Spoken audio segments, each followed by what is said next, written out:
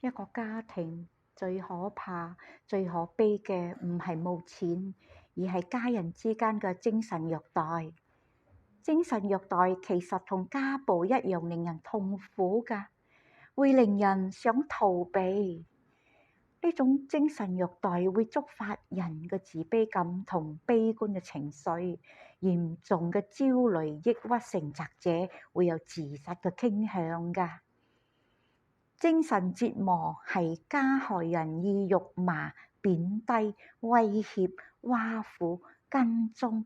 限制人身自由或者不瞅不睬、冷漠等手段對加害人進行折磨，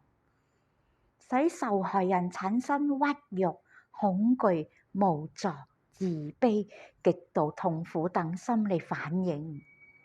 呢種對家人嘅羞辱就如一把鈍刀插心窩，仲要旋轉兩圈。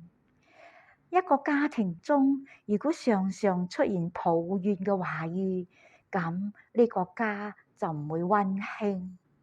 而係殘酷暴力嘅屠場。